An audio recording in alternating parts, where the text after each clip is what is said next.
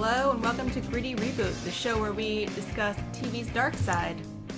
I'm your host, Sarah Dunaway, and with me are co-hosts Kevin James and Hunter Markham. Kevin, how are you doing today? I'm good. I just started a dishwasher load, so that's always exciting. I plan to talk about at length on this episode. There are forks, there are plates, there's Tide Pods. Yes, they're no longer for eating. Now they also wash dishes. Wow. This is incredible as someone who hasn't had a dishwasher in about a decade. And any other places I've lived. You guys are the 1% pretty much.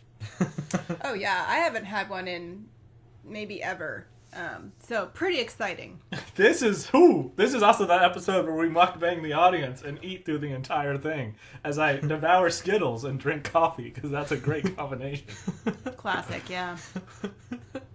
The rare Colombian Skittle coffee blend. Yeah. Wait. I know we're here to talk about Wynonna Earp, Season 1, Episode 11, Landslide. But can we talk about mukbangs instead for a little bit? As in... I insist we do, so that I understand what this is. Oh, okay, do you guys know about this phenomenon? Do you know what this is? Am I talking out of my ass right now? Do I sound like a fool? Just tell me, is this like a spin-off of ASMR?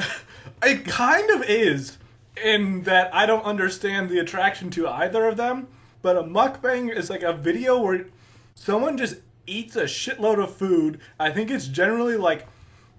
It seems like it's messy and gross. I don't know. I've never actually watched it, but it's just videos of people eating food.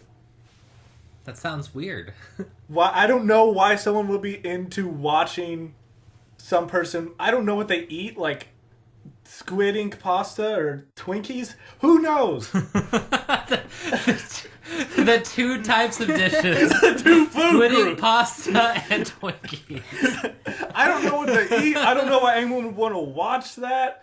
I'm not saying I've been everywhere and I've done everything. Wait, I have a question for the room. Which of the two dishes have you had most recently? Twinkies or squid ink pasta? Sarah. Wow. I really don't know.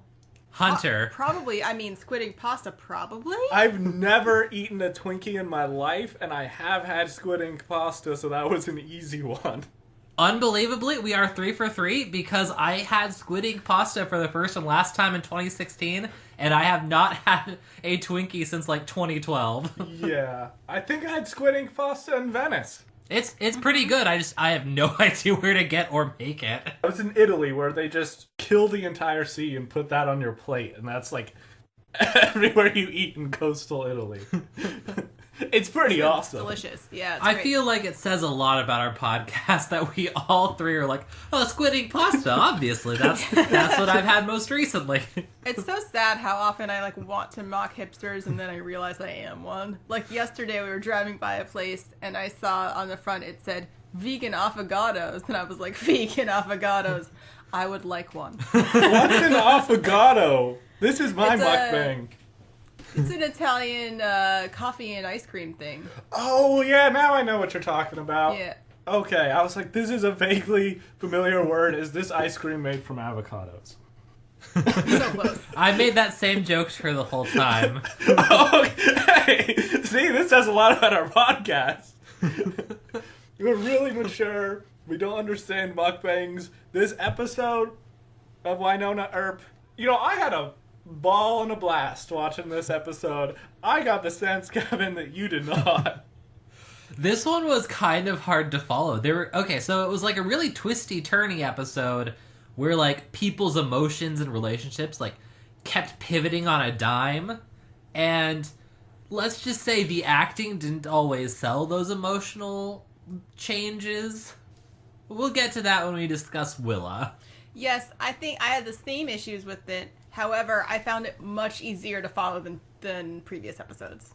I was just editing our episode where we talked about the Stone Witch's son being resurrected and how fucking bushwhacked we were the entire time.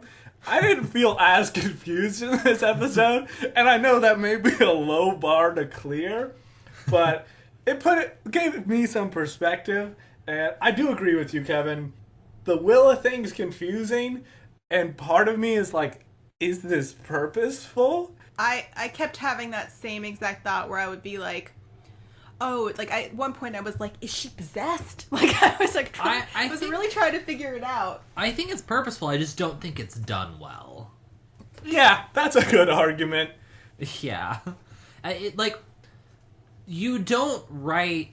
Well, if you're a really bad writer, you don't usually write scenes where someone has, like, 3 or 4 180 emotional reactions in the span of one episode, unless you're trying to convey that something is off, but the actress of Willa just wasn't quite able to sell those changes. Yeah, and I mean, it was confusing too, like, the reason that Wynonna kind of picked her out in the last episode was that she was more outspoken and brave than the other women in the cult. And then this episode, she starts out this, like, wilting, docile wallflower. It was very confusing.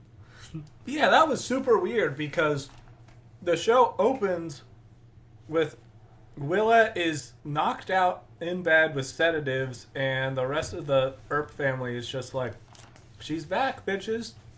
And when she wakes up, she's just like Little House on the Prairie, perfect sister wife.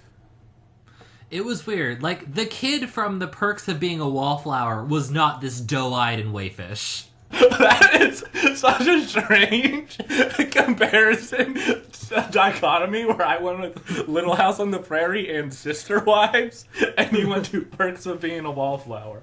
I'm just saying, this guy is literally a wallflower, as, like, textually put by the book, and even he's got, like, more of a bite to him than this person who was picked out of a cult for being able to stand up to the cult leader. It's odd to, like, hold the two images in my head. She was giving me more, like, Victorian vibes, especially when she did the whole, like, I feel faint thing. I was like, are you kidding me? Like, do you need a fainting couch in the salts? Like, this is ridiculous.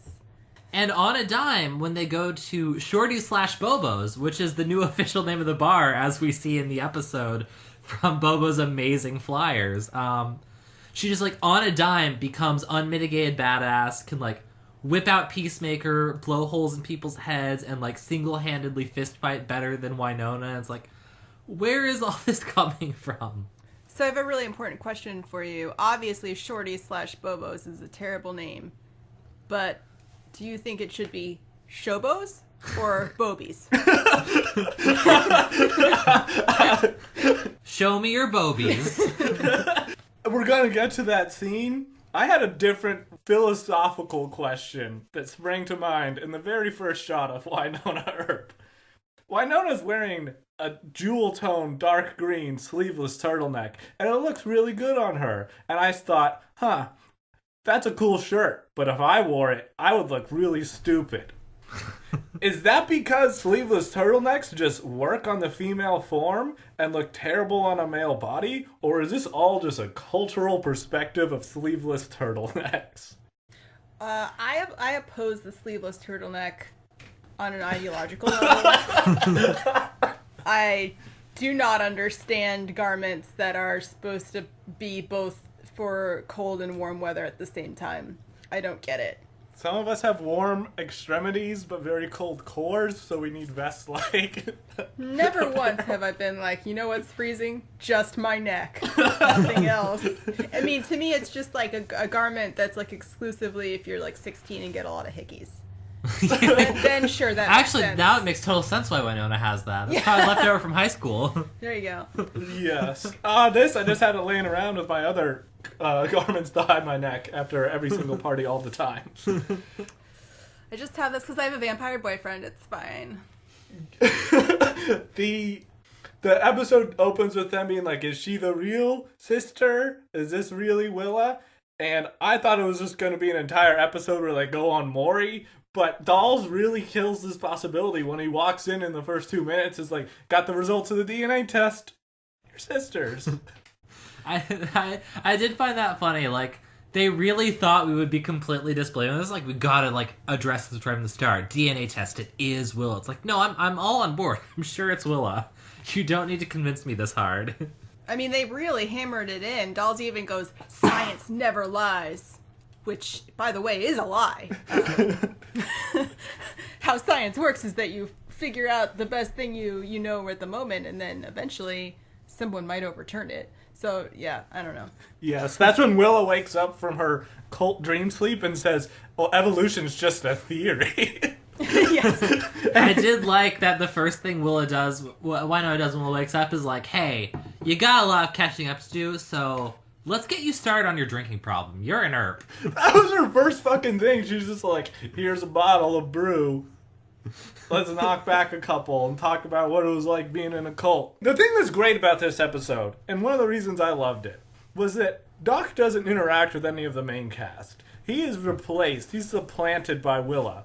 And it's kind of like when you're playing Pokemon and you have a bug Pokemon in your party just because it's the beginning of the game, but then you catch an actual good Pokemon. So you just get rid of that bug Pokemon forever. I just want Doc gone forever. This analogy speaks to me on a visceral level. Because you're the person who played out through all of Pokemon Fire Red using only bug Pokemon. God, bug Pokemon suck. There's like 3 good bug Pokemon in all, I think it's 8 generations now, and we don't have time for me to get into this rant. There's 3 good bug Pokemon, and they're all Beedrill. I have no idea what's happening right now. God damn it, Sarah! I actually wrote that joke like, Sarah's gonna totally be on board with this. If anyone knows about Pokemon, it's gonna be Sarah. Sarah mocks me for playing Pokemon Sword and Shield, a game I purchased in the year of our Lord 2020. I'm glad that you specified that it was CE and not BCE. Wow, Sarah, your greatest gamer of all time status is hanging in peril. I don't know what to tell you. I was not an 8-year-old boy at the same time that you were, or ever. I'll try not to hold that against you.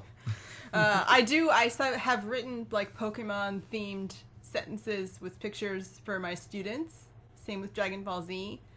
I look it up in Wikipedia and have no idea what I'm saying. I just make the materials and the kids like them. I don't know. Would you mind sharing one of those sentences with us now? Hey, that's my personal work. And just because you help me write sentences doesn't make me one of your students, Sarah. Yeah, 8-year-old boys have apparently not changed in the last 20 plus years. If Pokemon and Dragon Ball Z are still just as big as they ever were. I mean, I'm not sure because I work with kids with autism, so sometimes they have like more esoteric interests. So I don't really know, actually. Yeah, I don't think like the Bear in the Big Blue House fandom has really exploded in the past 10 years either. I have a lot of Bear in the Big Blue House fans. Right, that's why I brought it up as an example of things that your students like that other people might not actually care about. Accurate. I mean, yeah, after the Bear redemption arc where he then has to rebuild the Big Blue House, the series tanked. The bigger, bluer house was just a little... It didn't have the same comforting, intimate feel, you know? Yes. Okay. But yeah, so... Wow. Bobo's Bar is hosting the Poker Extravaganza? Poker Spectacular? Poker Party? They bring it up as though it's like an important plot point, and then it never actually comes back at any point. It's just an excuse to, like, kill random people coming in town, and I'm not sure they needed that excuse. No, I would rather Bobo be doing something more interesting, like sitting at home watching the spin-off porno, Bear in the Big Blue House.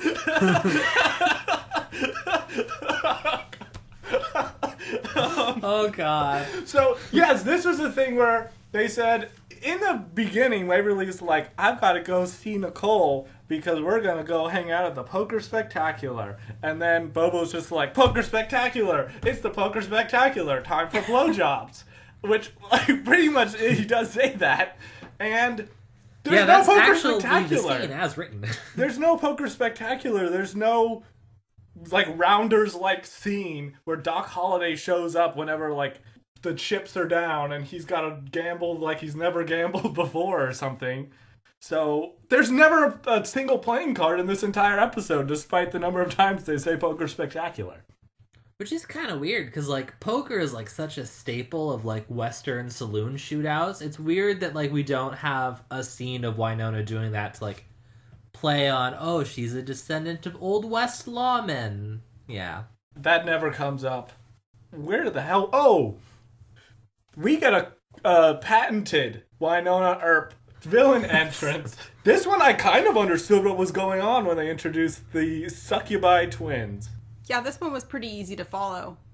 They're like, don't look at their eyes because then they'll be under, you'll be under their spell. And then that's what happens. And then the men get eaten. And I was like, cool, I can follow that thread. So they send two people, I don't know if they're revenants or not, but they send two guys to go unlock this old warehouse because that's where two succubi have been locked up for at least a year. And why would you send dudes to do this job when you know that these women will literally devour any guy who comes in as soon as they get the chance? Don't you have a female operative you could send for this? Maybe it's like priming the pump. You just wanted to get them ready. They just sent them a little appetizer? Yes. Yeah, I don't know. And why they chose to get them at this time was also kind of weird. Like, it's just to kill those poker players come in, but But why? Anyone could have killed them. They were just random guys. And just saying, don't look at them before you go into the warehouse, insufficient. Like, why aren't you wearing mirrored sunglasses? Prepare for your missions. Dude, yeah, send the blind guy in there. Yes. He would be immune to their charms. And their really bizarre costuming. They have, mini knockoff Bobo coats. And, yes, they have mini knockoff furred Bobo coats and then these weird, one of them's wearing sort of leather gear and the other one just seems to have a corset on. I think they were going for, what if Old West prostitutes were suddenly living in a warehouse in Alberta, but also were modern? Yeah, it just comes off like anachronistic Ren Fair. It's not consistent. Yes. Oh, one other thing in this whole scene that really just boggled my little pea brain was in the warehouse where the succubi live, there's this huge train, and I thought, oh, this is going to have something to do with the plot. There's a haunted ghost demon train, and that's where they're going to gamble or whatever. They're going to gamble in some Old West train car. That's the Poker Spectacular setting. But the train's just sitting in a warehouse the whole time, and they have all these awesome establishing shots of this train, but for no reason. Yeah, I also got stuck on that because I thought the women were going to be in the train and there was going to be, I don't even know, a cool mystery setup on the train. No, nothing like that. The train's irrelevant. It is weird because how much money do you think they had to spend getting that prop? I can't stress this enough. This is a 200 to 300 foot long section of antique train. You could open up a diner in there. Absolutely. But it's never mentioned. People just kind of walk around it. It's just taking up space. You could have just put random crates in the warehouse and had the same exact impact. Maybe this is sowing the seeds for the haunted train arc. Maybe. And then I guess the last thing we should talk about with Bobo's poker extravaganza spectacular hootenanny whatever is Judge Kreiderman is back, and he just kind of walks up to Bobo in the middle of the bar of the day, is like, hey, I'm gonna put a hit on the black badge. And Bobo's like, cool, I'm getting a blowjob. Yeah, that was bizarre. I didn't even recognize the judge until Bobo said his name. I was sitting there is that him? He looks like he's put on weight since the last time he was in an episode. I'm not sure if that's the same guy. I completely missed that it was the judge. We also learned at the end of the episode that apparently he's not a Revenant, which was surprising, and now it makes it a little more confusing why he's in league with the Revenants, who he seems to clearly know are Revenants. This is the tangled webs they weave. So Kreiderman is saying, I'm getting all sorts of people to come for your big poker tournament that's totally going to happen. I should also kill the Earps. And then Bobo just says, succubi, give me a blowjob after you've killed a couple guys. I don't know. Seems like a red flag. I would not trust these ladies. Oh, how weird. My recap says they're vampires, not succubi, which... What? Huh. Okay, I thought... Well, I guess succubi come to you in dreams. historically. Mm-hmm. So that can't be right though, because vampires have a very clear mythology about how you kill them. It's not a bullet to the head. Also, I mean, there was a point where they were sucking on someone else's neck, but then they ate their penis. So I feel like that's a more defining characteristic. I feel like they also had really long tongues. Yeah. Not like in a cool way, in like a creepy lizard way. I think this recap is wrong. Wait, what's the line? Like, is there what's the line of long tongue in a cool way and long tongue in a creepy way? How long is too long? You know what? I think this had a lot to do with girth, really, as it always does. I think Gene Simmons is the dividing line. Like, he's right on the cusp between long okay and long creepy. Yeah, but these were like very narrow, like snake tongues. Mm-hmm. Yes, in my brain, they were succubi twins, but vampires. Yes. Yeah, I'm going with your understanding. I think you're wrong. Sci-fi recaps. You didn't even spell sci-fi right. Fucking idiots. So, I know we're all terrified of vampire succubi that eat your penis and whatever. But there's something way more terrifying in this episode because we find out that Willow was a horse girl. Red flags everywhere. I might have literally written that in my notes. Yep, Willow was a horse girl, so that's a red flag, was what I wrote as I watched this. I don't know. Willa is kind of right though that like there's like a year that every normal girl goes through that. It's when it lasts more than a year that there's a problem. There's 3 types. I'm just saying 3 types of ladies you don't trust: horse girls, anyone you meet in an abandoned train depot. That got oddly specific quickly. Trust me. Succubi. That's it. Oh, yeah, and then there's this apropos of nothing scene that's never mentioned again, where Willa says, I found a switchblade in my room I had from when I was a child. Also, I want a shower, and just strips naked and walks into the shower. And no one talks about this. Waverly and Wynonna just see their sister, who they haven't seen in ages, butt-ass naked, and they say, let's never discuss this again. Well, I mean, Willa already saw Wynonna take a bath, so she was probably like, fair is fair, Wynonna. I feel like they were trying to convey, like, traumatized cult victim, except just stripping naked alone does not convey that. It felt like the first half of the episode, that's what they were trying to get across with Willa's character, except they were not succeeding. I'm not even sure if that's what they were trying to get across. Like, you're right, that's how we were reading it at the time, but like in the scope of the whole episode, like, it's very unclear what they were trying to get across aside from something's up with her.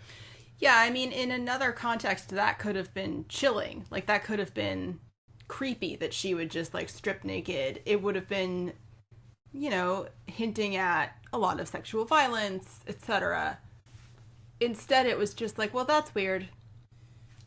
Yeah, it was not unsettling. It was just a strange event that never seemed to connect with the other events in the plot. And I'm sorry to take us back, but do you guys remember what Judge Kreiderman delivered to Bobo at Bobo/Shorty's bar? No. He delivers him some 3-inch long poisonous green crystals. And Bobo's like, I'm gonna need a lot more of these. And it's never mentioned again. I'm guessing it's supposed to be a thing that's gonna come up in a later episode. It's kryptonite, obviously. Yes. I thought instead of... It made the rounds on the internet like a couple years ago. Some guy's Craigslist ad where he was like, I have a crystal that I wear around my neck. And it charges up with positivity and power when I jerk off. So I jerk off with my bros. If you want to come jerk off with me, I've seen the crystal glow when we're in a really positive sesh, and it's just like in the Craigslist ad is this shirtless dude wearing a crystal on a necklace. So I was just looking at these like, wow, Bobo's got himself some J.O. crystals. You know what? That makes sense to me. Yeah, Bobo strikes me as the type of guy who would have jerk-off crystals. Yeah. Guys, we're going to need a lot of positivity in this sesh if we want these to grow. That's all I could think of. He's got J.O. crystals, and that's going to play in a future episode. I just wanted to mention it so that when it inevitably does come up and is then tossed aside in 5 minutes when Wynonna does gun shooting, we can at least say that we warned you. Yes. I hope gun shooting is not a euphemism. I meant it as, yes, like literally just killing revenants, because every single problem in this show is always just, well, we'll shoot something. Yes. It's never a more complicated fix than that. There's never a, we really need to plot out. That's actually how Wynonna gets Willa to get her memory back. They just do target practice until Willa's like, oh, I suddenly remember you guys. Yes! And Sarah, I feel like you'd know more about this than any person I know. I've been wrong before, since you are ignorant of Pokemon. But I don't think repressed memories work in the way of they do in TV and movies where you just touch a gun handle and are like, I remember my childhood. Absolutely not. No. Not even close. I want to think the real thing that triggered Willa's memory is when they're doing target practice, Wynonna shoots a full beer bottle and you actually see like the beers explode out of the shattering glass. And I feel like wasting beer was traumatic enough to unearth all of Willa's childhood trauma. No! That was a half full Molson Ice! Party foul! Yeah, no, that's absolutely not how recovering memories works. I mean, it would be... It's hard to like depict it on TV because it would be more like she would get like some senses would return and things would seem familiar, but that's pretty subtle. Yes. I don't know anything really about repressed memories and how that works. I just feel like that trope of this person does, like, some little thing happens and they suddenly remember years of events. It's been overused and it feels super fake. It's very fake. I mean, I'm sure you actually have had this phenomenon because I've certainly had it where like I like see something in my parents' house where I'm like, I totally forgot about this thing. And then I can remember associated times that I, you know, had that stuffed animal or, you know, used that mug or whatever the heck it is. Oh, yeah. There's that. Right. Like, everyone has that. What's like Proust with the Madeleines where, like, you know, you bite into your mom's home cooking and suddenly your whole childhood comes back in one big rush. As was referenced in the Jason Statham film, The Transporter. Yep, you have a cookie and then 4,200 pages of biography happen. That's how it works. Madeleines are very dangerous. For real, I didn't realize that Transporter was making that reference because I saw that movie when I was a kid until I then read French literature and I was like, oh, this book's like that Transporter movie. French literature, squidding, pasta. Is there anything this podcast doesn't cover? I feel like I have to make up for the colossal amount of Buffy references with the references to the stupid shit I've watched. Just to drag down from Buffy, which is apparently studied in universities. Yeah. Buffy studies. It's a real thing. There was a course on it even at my really small school. Okay, I thought this just happened in the last 4 or 5 years. Apparently it's been going on for ages. It's been Yeah, going thank on... you for pointing out how old I am, Hunter. Appreciate I think that. it's been for at least 15 years. Well, you fucking outed yourself when you didn't know what Pokemon was. Oh, yeah, no, that's fair. This course existed in 2005. I'm sorry for dating you. It's fine. That was, I think we already touched on it. The succubi vampires kill a guy who was driving a Hummer H2, so he deserved to die. We can move right along from that. They chew off his dick, which, you know, he was driving an H2. Yeah, that... He had it coming. Even Wynonna Earp says later in the episode, like, he deserved it. Exactly. I actually turned to Sarah and said, oh, Wynonna Earp, victim blamer, because she just sees one of the dead bodies that the succubi are eating, And she's like, should have kept your pants on, buddy. You were asking for it. Dressed like that in slacks. Yeah. Oh, one thing that was cool that I appreciated was when Willa and Wynonna are doing their target practice, we see that Wynonna's a super good shot now. So she's grown from episode 1 where she couldn't hit the broadside of a barn. Mm-hmm. So we get to see that Wynonna's becoming cooler, which ties into the plot where she seems to get jealous that Willa's back, and Willa has flashes of being a complete fucking badass who murders shit. And Wynonna is super insecure about this. And it's like, she should have been the heir. I'm just a pale reflection of her. Yeah, and then Waverly has apparently lost all connection to, like, relating to people. Because she's like, hey, Willa, come here and see your death scrapbook we made. Look at how pretty your funeral was. And Willa's like, this is fucking weird. I'm going to get a drink at Bobo/Shorty's. It was such a weird scene. I was not really sure. That was the point where I was like, is she possessed? What is going on with Willa? Because Willa was acting so weird, and so was Waverly, and I'm not sure what they were trying to do there. This is where I started thinking Willa is some sort of sleeper agent who's actually evil. Yeah. Because she goes from being this little helpless waif in a white dress to whenever Waverly's showing her things like, this is your funeral and it was really sad because we all thought you were dead as fuck and I was upset. Willa says in like most harsh douche tones, oh, that must have been really hard for you. It was so weird. And so my prediction is Willa is totally gonna turn out to be some sort of sleeper agent who's activated by the Revenants and is going to turn on Wynonna and is there as a saboteur. And that's what we're leading up to, and then she has to have some sort of internal battle before they bring her back to the light side. That makes sense. Hey, could be wrong. I've been wrong pretty much every time I've ever predicted anything. Because we do see, like, she does, like, have that kind of activation you're talking about at Shorty/Bobo's. She just, like, she manages to take the gun from Wynonna in a single smooth motion, and then without stopping, shoots a Revenant in the head, and then goes into full-on hand-to-hand combat mode and smashes several Revenants and tables at the drop of a hat. I'm still unclear on how they can both wield Peacemaker and how there can be two heirs, but well, I guess we'll just have to accept that.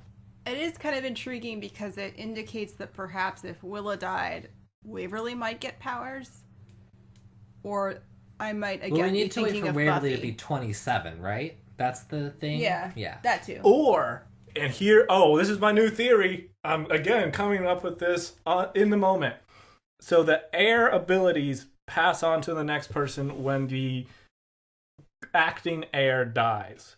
So that means Willa had to have died for Wynonna to get those powers. So my prediction is Willa was dead at some point, and somehow through magic or some shit came back from the dead. Just like Buffy. Yeah, that was also my theory, but that's just because that's how it works in Buffy. Yeah, spoilers for the end of season 1 Buffy. She's legally dead for half a minute, and she has to get mouth-to-mouth to be resuscitated. And that activates the next person in the Slayer line because she did technically die. Wow, I did not know that about Buffy, so apparently I'm writing Buffy 20 years after the fact. I guess we can skip ahead to the night raid that happens when Dolls and Wynonna look for the missing poker player. Yes, and I think I hit up on something you guys might have noticed, which was the fact that Wynonna and Dolls are wearing branded black badge gear as they suit up for this, which seemed a little strange. I don't know if you guys noticed that. Definitely noticed it. Definitely laughed. It was a little hard to miss. It's like in the biggest, brightest block white letters. It was super strange because we haven't seen anything like that before. It's just out of nowhere, like black badge, official, licensed. Every single time they talk about like their official stats, like people can't know what we are. We're a secret task force. Now it's like, hey, is your logo big enough for our covert raid? Secrets. Secret logo. Secret logo. It wasn't even supposed to exist. But they now in the show go around telling everyone, like, yeah, I'm with Black Badge. I don't have to pay for my drinks here. Yeah, didn't that awful sheriff in like episode like 1 or 2 or 3 be like, I've never even heard of your division. I can't find any reference to it. What are you guys? And now, I think this is a good time to mention that I actually did some digging and I found an extended sequence that actually touches upon why the Black Badge has this branded merchandise. Wow. I'm really glad that you put in the work on this. This is the yeoman's work that people don't really appreciate. Yeah, I was just hoping for like a quick word from, like the costumer explaining like why they decided to make those vests, but no, apparently there's just a whole extended scene that has been passed around by fans on Twitter. Apparently it's a fan favorite deleted scene. Wow. We should check this out in more detail. Wynonna, it's time to put on our trademark Black Badge Kevlar vest, complete with branding and official Black Badge logo. Dolls, I like a good name brand logo as much as the next XCon, but I can't help but think a secret government task force shouldn't wear bright, obvious logos on covert missions. Sure, it does blow our cover on a regular basis, but you're missing the bigger picture here. Which is... merchandising as a viable income stream. We've got Black Badge t-shirts, Black Badge gun holsters, Black Badge haunted skulls, Black Badge badger sweaters, and of course, Black Badge badges. All available for purchase at www.blackbadge.gov/merch. Wait, explain how this is a secret government organization? We're hiding in plain sight, Wynonna. It's a special government strategy. Shoot, someone's coming. Act natural, like a run-of-the-mill secret special operative. Oh my god. No way. Are you two real Black Badges? What an interesting question, miss. What do you think? Can I take a picture with you two for my Insta? Sorry, we're pretty busy, right? Of course. Here, give me your camera. I've got the longest arms. Black Badge selfie! Are you kidding me? On the count of 3. 3, 2, 1. Secret Demon Fighters! Wow, that looks great. Such a flattering angle. Thank you so much. Anything for the fans. Hey, you follow us on Twitter, right? Remember, we're at Super Secret Black Badge Ops. Duh, of course. Loved those shots of Bobo at the Burlington Coat Factory yesterday. Classic Bobo. Waverly took those photos. How did you even get those, dolls? He posed as a cashier. Such Black Badge vibes, am I right? You sure are. Hell, I'm live streaming this from my vest cam as we speak. Thanks so much for watching, everyone. Make sure to like, share, and smash that subscribe button. Ready to go in, Wynonna? I guess. How the hell am I the loose cannon on this team? What immense world building. I think it just really speaks to our times that even super secret government organizations, like, they just have to branch out into social media platforms in order to, like, augment their income. Hey, after the U.S. Army started an esports team and a Twitch stream, Black Badge was right behind them. Oh, yeah, so they go in to kill the succubi girls, and the first thing Doll says is, let's split up. Which is the stupidest thing to ever do in any situation ever. Also, they're in like a contained barn. Like, why? It's not like they're, in like an immense forest or like a... well, that also doesn't make sense. I guess it never makes sense. but this is just like, oh, hey, you go to the back of the barn, not go to the front. Like, why? Yes, I thought like SWAT teams, they always like walk around with like the person behind you has your like their hand on your shoulder, and we're watching each other's sixes or whatever, and it's all about covering one another. I feel like it goes against every tactical instinct and bit of training to say, all right, we've walked into this situation, let's isolate ourselves. It's also crazy because literally only one of them has the means to subdue the kind of threats they're expecting. And Dolls is a dude. I guess I don't know that they're up against succubi, but still, we knew it was going to happen as soon as they split up, because it's about 0.4 seconds before one of the chicks is like, like what you see, big boy. That is a stunning impression. That is. Will you please do the rest of the episode with that impression? I don't even know what I did. You'll hear it in post. I also was like, I was kind of hoping the show was going to do a thing where like, oh, Dolls can't get succubied because he's a secret lizard, but they did not do that. It was actually confusing what happened to Dolls, because Yes. he did get suckered the first time, and then the second time he didn't? Suckered. He never meets her eyes the second time, I think is supposed to be the deal. He instinctively knows that that's how they get you. I guess. But yeah, I thought the same thing. I was like, ooh, this is going to be a weird reveal where, like, combustible lizard men are immune to the charms of immortal women, despite how sexy their voice is. Which I did a perfectly accurate representation of. And I mean, again, it was like, if we just had Waverly doing some research and a little bit of, prep, it just would be so much more interesting. But if she had done that prep, she wouldn't have had the time to show Willow the death folder, so... Fair. Choices. You can either be prepared for a mission, or you can show your reclaimed sister her own death certificate. I'm choosing death certificate. I'm having death certificates printed for my living sisters right now, just to fuck with them. Yeah, and this confrontation in the middle of the episode isn't very exciting either, because, like, they ultimately kill both of the succubi without too much effort, and they're done from the episode. They're gone. Like, so what the point of them was is kind of up in the air. Hey, Dolls makes out with both of them in an abandoned train depot. And then, after Wynonna kills the first one, he's like, oh, I'll lure the other one out again. She won't be terrified of us and looking to murder us specifically because we just killed her twin sister. It's about 45 seconds later that the other one comes out of the shadows and it's just like, oh, let me tell you Bobo's secret plan to fleece all the people who came to town for a poker tournament. Well, they do the weirdest dancing set to very unusual musical cues. Yes. And yeah, Dolls knows this chick's evil and saw like the body of the last dude dangling in this train depot with one arm chewed off. And yet he's dancing with her. She could have bitten his throat out at any second. Like I said, it's all weird and confusing. Where were my notes on this? Oh, yeah, it took Wynonna forever to show up the first time, too, because Dolls has time to make out with not one, but both chicks, and have a discussion with them and get entranced, and for them to be like, ooh, you sure are something. Meanwhile, Wynonna's cracking a Labatt and watching the Leafs game. Yeah, I mean, there's no one else in that building, so I'm not really sure what we're supposed to have assumed she was doing that whole time.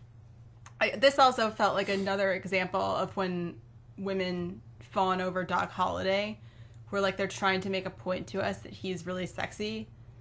And I mean, with Dolls, I get it more, but I'm still like, I don't really, I'm kind of done with you telling me about this. I would like an example. This was a thing where I didn't know if this was tying back to his essential lizardness, where they were like, ooh, you're really powerful, and they were fighting over who gets to devour him. I'm like, oh, maybe lizard men have a different flavor, and that's what they really are into. Yeah, I was wondering that too. That's the implication, but like they could have done more to make it clear. Anyway. Fuck if I know. So they shoot those succubi real quick, and that's the end of that. You know what we haven't touched on at all? The Doc Holliday. We're not going to touch the on Doc because Holliday it's the worst. side story. Doc Holliday's car breaks down, which is fascinating. Yeah, if you want to know all about 78 Ford fan belts, have I got good news for you. I paid too much attention to this because I have fucking theories about it.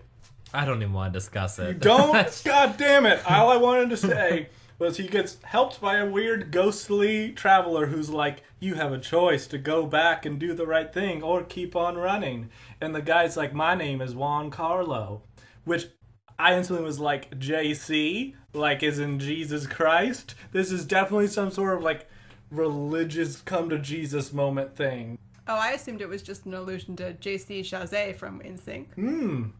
You know, that's just as viable. I assumed it was our friend from grad school, John Carlo. I mean, they look pretty similar if you don't account for race, age, accent, acting ability. Yeah, they're basically twins otherwise. Yeah, one of them looks like Sam Elliott, and the other one's this actor on the TV show. But yeah, just all that, and then at the very end, Doc gets randomly clubbed by someone and dragged off. So I was pretty happy with that, how that ended, and hopefully we never see him again because he got killed off screen. Yes. There was also a really confusing bit where Juan Carlo asks Doc to get out like a 5-socket wrench or something. I don't understand what tools are. And he was looking in the toolbox and he touches a sheriff's star, which gave me major practical magic flashbacks. And then all of a sudden, Juan Carlo is like 20 feet away in his car and Doc's like, what the hell just happened? And I also don't know. Yes. And can't tell whether it's supposed to be relevant at all. That's when the opening credits of Touched by an Angel played. Yes. Because I think it was supposed to be something of like, this is a spectral figure that's guiding Doc Holliday. I guess. Who fucking knows? But yeah, when Doc Holliday got dragged off, I'm glad you reminded me, because I forgot all about that, Kevin. That's how little I cared that they tried to end the episode on some sting where Doc Holliday's in trouble. And then they left his hat on the ground so Wynonna can find it later. Just say, a fucking neckbeard went through here. There's a goddamn fedora laying around. I mean, it's like, I can understand, sometimes shows will do this with like a tiny necklace or like an earring or something, and I'm like, all right, fair. But like, a cowboy hat, like I feel like any kidnapper worth their salt would remember to grab that. It's just sloppy work. Yeah. Oh, man. Well, you know what? Less said about that, the better. Maybe Doc Holliday will just die and be gone from the show. That would be fine. That would be fantastic. He and Willa could run off together. I'd be fine with that. Speaking of Willa, this is a thing where I definitely got super evil vibes from her because they're having some little powwow at the Earp house. And it's all because Willa shot a revenant in Shorty/Bobos in broad daylight. And someone took a YouTube video of it. Yes. So there's YouTube video of a demon revenant being sucked down to hell. So there's that happened. But when they get back to the Earp plantation, she's like, I did the right thing. I'm supposed to be killing revenants. And Dolls is like, you're out of line. And Willa does this thing of like, you're just taking orders from him, Wynonna. You're an idiot. And Wynonna gets upset and runs off. And then Willa goes to her and like tries to manipulate her. Of like, it's always just been you and me, Wynonna. Us against the world. Everyone else can eat shit. This was so confusing because, so we start out with like delicate flower, fainting couch Willa. And then we have like River from Firefly Willow, where like all of a sudden she touches the gun and she's like, now I'm a badass. And then there's weird Bloodlust Willow where she's like, I did the right thing. Killing people is the best. I should kill more people. Blood is the thing I love. And then 3 seconds later, she's like, you know what, Wynonna? I went a little too hard. You were right all along. I just let my emotions, get the better of me. And I was like, I have fucking whiplash. Like, there have been so many 180s with this character within this one episode. I have no idea what to think anymore. Thank you for bringing up River from Firefly, because I've been trying to pinpoint, like, why these actions don't feel like part of the same character. And it really does just come down to, like, the actress can't connect them in her performance. River in Firefly has the same emotional extremes, but Summer Glau is a much better actress, yes. And she makes it all work together. Yeah, like she is clearly traumatized, she's clearly brainwashed, like all of that comes across really clearly even when she's not activated. You're not thinking she's actually a delicate flower, you're thinking, well, a lot of bad things happened to this girl. That is not how Willa is coming across. Yeah, Willa seems like, right now, with all her whiplash personality changes, seems like the type of girl you'd meet in an abandoned train depot, let me tell you. That's 2 of the 3 strikes against her. Horse girl and abandoned train depot girl. Exactly. If she turns out to be a succubus, we got the dreaded 3 for 3. I just feel like it's intentional. Like, we're supposed to get the sense that the waif thing is an act, and she's actually super. What did you say, Sarah? That was so perfect. I love blood. It's my favorite. I've got a hard-on for murder. Yeah, I don't disagree that it's intentional. It's not being done in an interesting or compelling way. It's just like, you're going for something here. I don't know exactly what, but like, it's not quite working. Did anyone else get really weird vibes whenever Willa says to Wynonna, and I quote, "It can be like it always was, and different too, in all the right ways."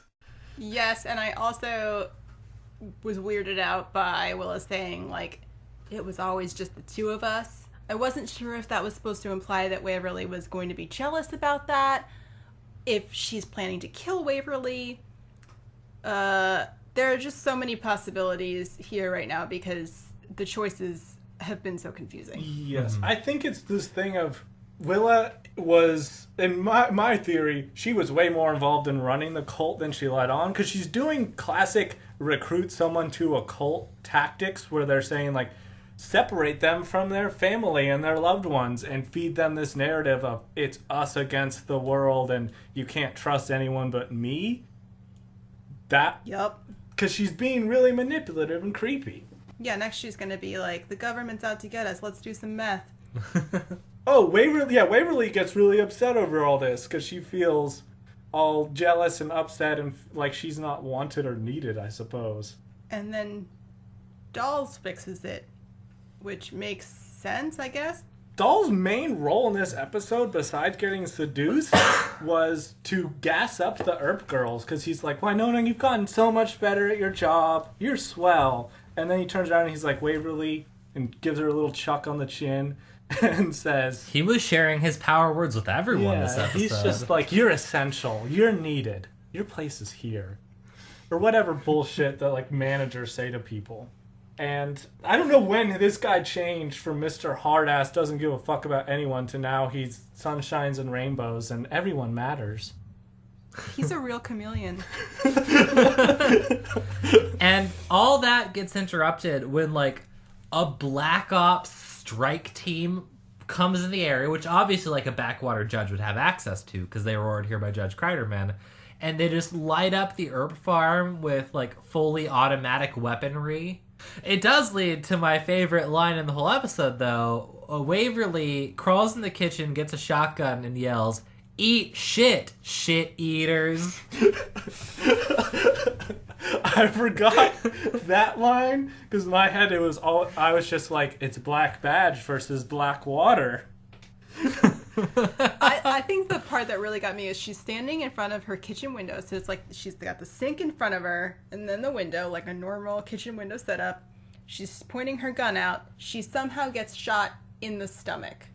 And this really baffled me because that's just not how sinks and windows work. I mean, like, I don't understand how that could happen. She's short, like that. She even reacts like she got hit in the shoulder in, like, the initial shot, and it's like, my abdomen. Like, the only thing visible out the window is, like, her shoulders and her head, because she's short, and so her stomach is entirely concealed behind the sink, and yet I don't understand it. Yeah, we gotta talk about, like, the Blackwater method of attacking them. They don't, like, they throw in a gas grenade, and they don't storm it after it. They just blindly fire as, like, through the house from, like, 50 to 100 feet away. I'm like, one of these might hit them.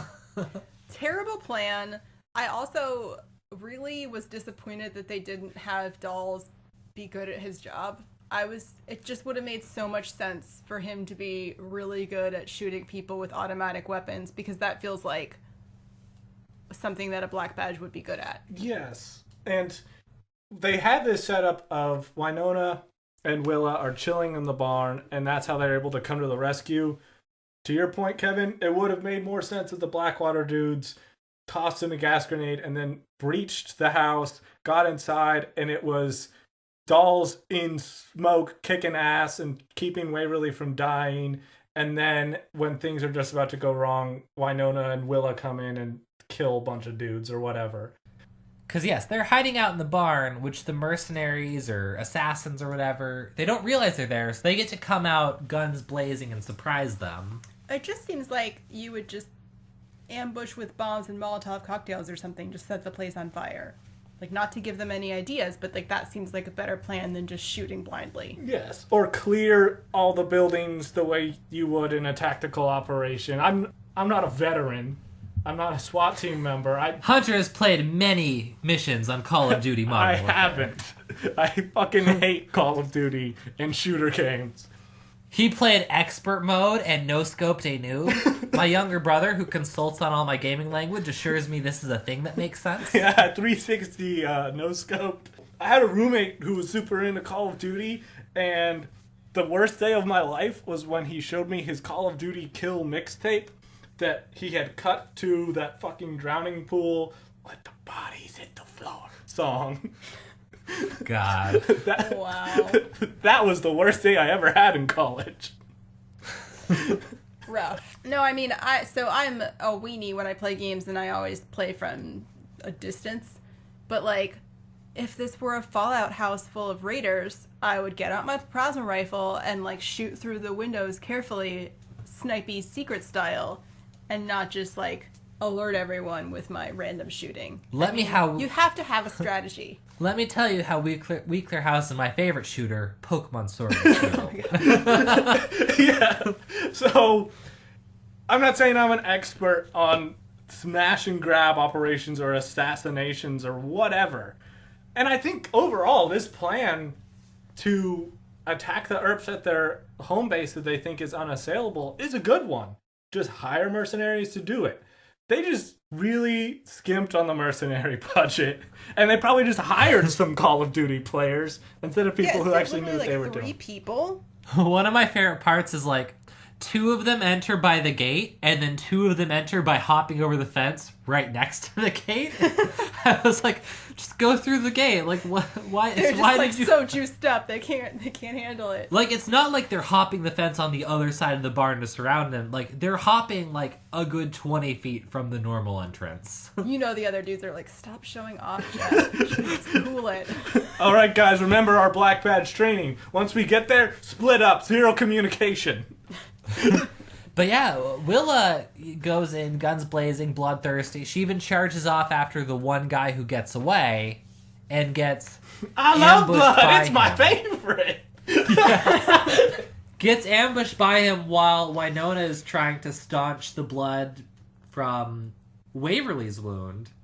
And then Bobo shows up. He saw the YouTube video. He's like, Willa's still alive, giving us some inkling of what's happened. And he saves her from the Black Operations Shooty Man.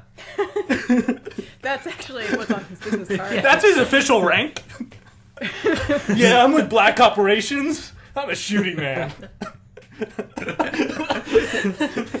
Wouldn't you like to see their merch? I'm hoping to upgrade next month to Bang Bang. We'll see. It's kind of like a general, but way fucking cooler. Want to go for a ride in my Hummer H3?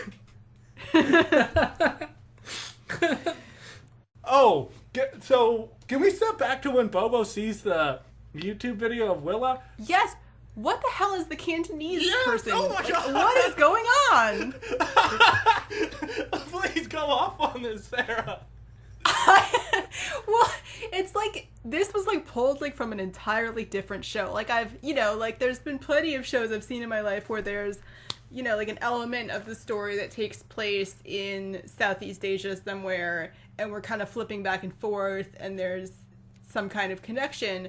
But this is out of nowhere, and we're in rural Alberta, and I don't understand why there is a person speaking Cantonese as he shows Bobo a video, and why Bobo understands Cantonese. I have a theory. I mean, good for him, but I'm confused. My theory goes back to, I think, the last episode where I was talking about how, like, these are old West guys, do they migrate to Canada?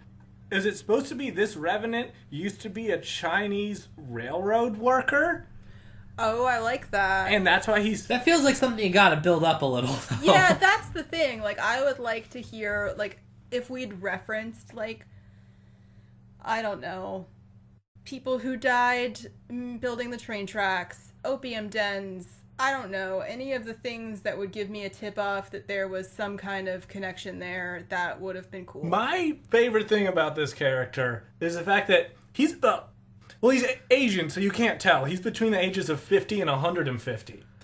Yeah. And so he's a middle-aged dude at the least, and a little guy, and he's dressed in spiked bracelets, like he's a 1977 London punk, and he looks so uncomfortable in this. Like he's forced to wear this uniform to work at Bobo's / Shorty's, and he fucking hates it.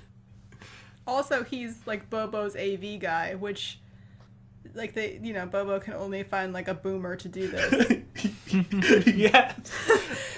The dude's like, I'll show you this YouTube video, but please don't ask me to open a PDF.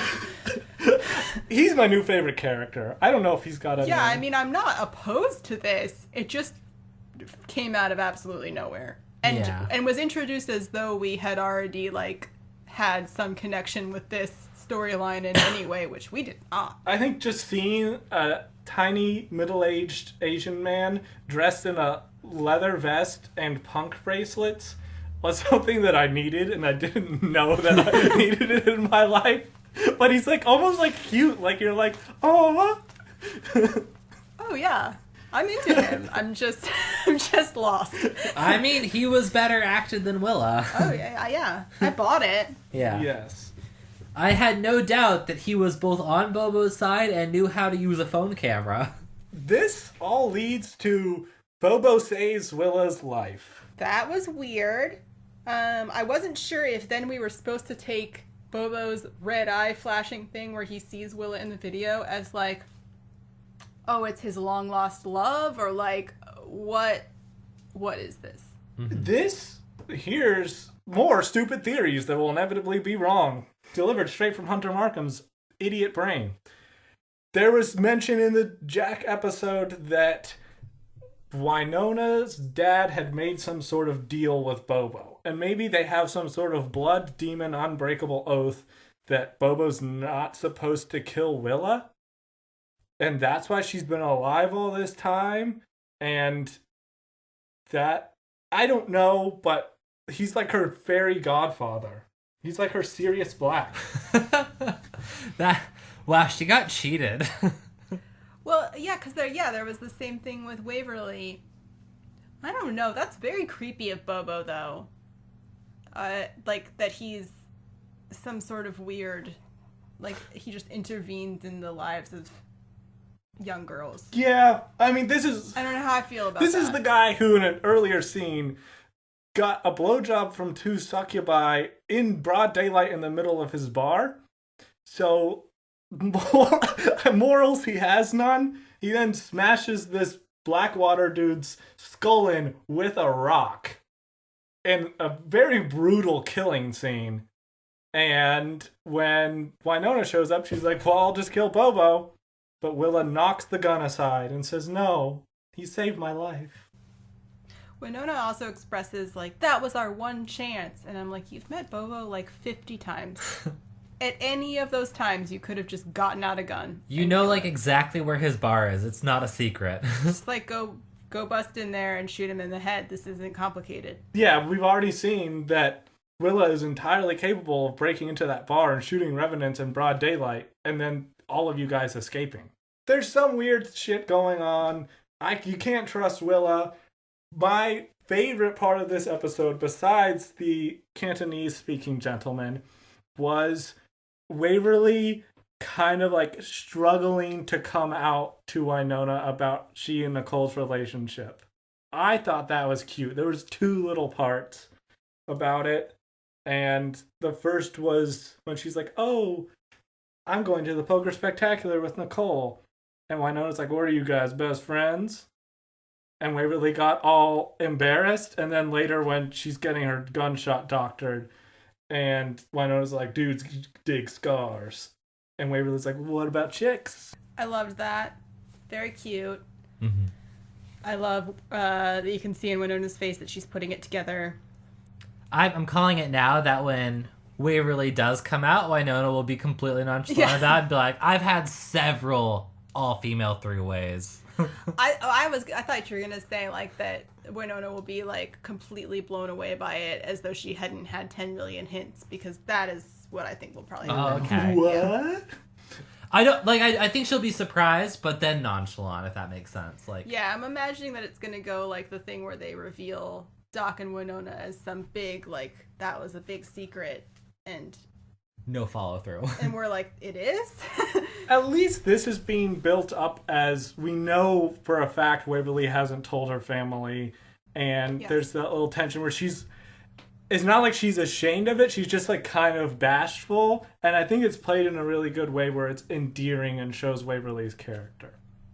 Yes. Yeah, Waverly's definitely a bright spot this episode. So I think then Willow's like, Wynonna, tell me everything you know about Bobo Del Rey, which I guess is just like, he's got tons of bear skins, loves hookers. I don't have a lot else. Likes bearskins, hookers, dislikes Earp. Yeah, the way Willa comes in so seriously, it feels like another character shift, and asks that question like, I need you to tell me everything you know about Bobo Del Rey, as though we know something really fascinating that is going to be a big reveal to her. We don't know anything interesting. Really about Bobo. likes hookers, wouldn't have guessed. The white patch on his beard, he actually bleaches that weekly. It would go back to normal if he stopped. Yeah, if they get into that kind of detail with him. Does he still have the white patch? Do I just not see it? Do I see past the stupid costuming at this point? To the Yeah, idiot I think within? it's been normalized to us now. Yeah. Wow, we've just been immersed in this for so long. We're just sinking into that Wynonna Earp world. So, did you guys have any cringe lines besides "eat shit, shit eaters"? Well, there was that. The one where it seemed like Willow was hitting on Wynonna really grossed me out. I feel like there was another one. Oh, it was when Bobo, after he speaks with Judge Kreiderman, the succubi twins are like, Bobo, let us give you a hand. And he's like, I normally wouldn't, but it is the poker spectacular. And he seems like a guy who'd be like, I normally wouldn't, but it is a day, and I'm awake. So sure. I just don't think he needs a lot of excuses to have illicit three-ways with demons. It seems like that's par for the course for him. Yeah, that does seem typical. I don't have a cringe line, but I have a small rant, which is that I'm just becoming increasingly more annoyed by Wynonna's hair. So both Waverly and even Willa like tend to wear their hair either just like down and plain or like up and away from their faces, which is fine. And Wynonna always looks like perfectly coiffed. Like she woke up with her whiskey hangover in someone else's bed and then got out her travel curling iron and her pomades and spent 20 minutes creating a perfected look. And it just does not seem... It seems wildly out of character to me, bothers me constantly. I can definitely see that. Because we don't have to have her done up like that all the time. Because No. she's a beautiful lady. They could have her in a ponytail while she's doing her shooting out back on the gun range. And she'd still look super cool. That's literally what they do with Officer Hot. Yeah. Yes. And I mean, I have long hair. She would have blood and grime all over it all the time with that lifestyle. I've been... I love blood. It's my favorite. She actually keeps her hair like that so it can like absorb leftover whiskey to drink at a later point. There you go. Like a female version of a beard. That's what beards are for. To bring this full circle, you just reminded me of this. Just like how I don't understand how someone would enjoy watching a video of someone eating mukbangs. I don't understand the attraction when guys are like, I love pictures of ladies holding guns. I don't, like, first of all... Is that a thing? Of course that's a thing. I don't It's know a why. conservative It's a thing. It's a conservative thing. My thing is, if I see a girl and she's looking at me and she's holding a gun, I know I fucked up. I'm in deep shit. Or I'm already on thin ice, one false move. I guess I just don't understand how that's a sexy thing. No idea. No, I mean, I don't get that at all. So, those are really my deep thoughts. And to go along with Wynonna's hair bothering you, Sarah, what about her really fluffy snow boots? Did anyone else notice those whenever they go into the train depot? They're like Ugg boots, basically. They're like Ugg boots, but with really long black fur on them. And it doesn't look like actual winter footwear. It looks like something you would wear with booty shorts to a rave. This is one of those things about Wynonna Earp that I feel like doesn't make sense, and I wonder if it might have been like either just like less than thoughtful costuming or cribbed from Buffy, because Buffy wore a lot of cute outfits when she slew demons, because part of the Buffy character is, I like being pretty, I like being a girl, I'm going to keep trying to present myself as like a cute girl, even though I do have this tough job to do because that helps me stay grounded. It was an explicit part of her character. In Wynonna Earp, it seems like it's just like, well, the costumer thinks you'll look hot in this, so... Yeah, I mean, some fluffy boots are actually waterproof and serve a good purpose. Like, when Uggs were popular, it didn't make any sense to me that people in LA were wearing them, but it made perfect sense in upstate New York because those are warm. They're really warm.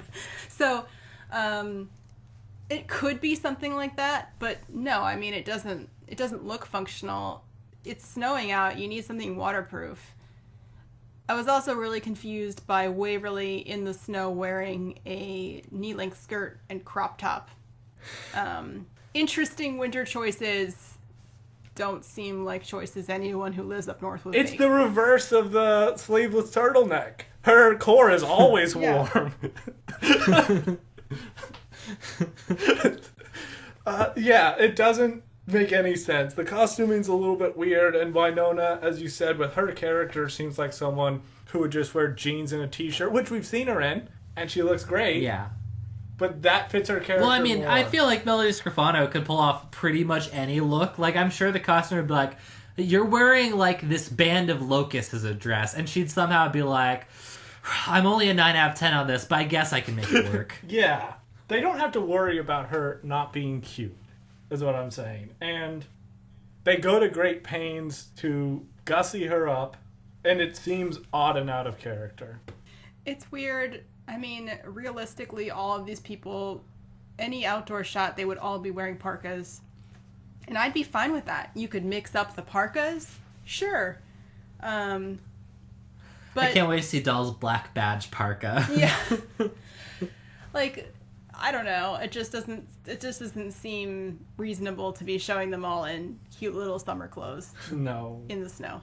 I'm okay with them not doing that. But Yeah, I mean, it's more practical anyway for their job. scores for this episode, unless you have any other cringe lines. I'm gonna give this 3 out of 5 unused trains. The train's coming back, mark my words. I will go with 4 out of 5 Sid Vicious Cantonese men, because I enjoyed watching this episode and had a blast and a half discussing it. I will go with 3.5 out of 5 recovered memory flashbacks. Oh. I can't deny it was an interesting episode. I think it just needed like a little tighter editing. I think they probably needed a better Willa actress to pull off all those turns and make them a little more convincing. Because it did come across as like, this is just randomly happening and not like, this is all the same person. Oh, I agree completely. I'm not Yeah. just defending us of like, this episode was also... I just, for some reason, really enjoyed watching this episode and was super pumped to discuss it. Yeah, the show's gotten a lot more fun in general, I feel like, from the first few episodes. Yes. It's on an upswing. They've got 2 more episodes to wrap up the season, right? 2 more episodes. We are hurtling towards some sort of giant climax, which is still really unclear. Yes. Yeah, next week we're going to be covering Season 1, Episode 12, House of Memories, which I assume the memories are like thrown like weaponries, just like in House of Flying Daggers. Yes, I was thinking it was a sequel to the Paris Hilton film House of Wax. So yeah, if someone wants to do our outro, I guess we'll finish. Yes. You can find us on Twitter at Gritty Reboot Pod, or email us at grittyrebootpodcast@gmail.com. Follow us, reach out to us, leave a review wherever you listen to this podcast, and we'll be speaking to you next week.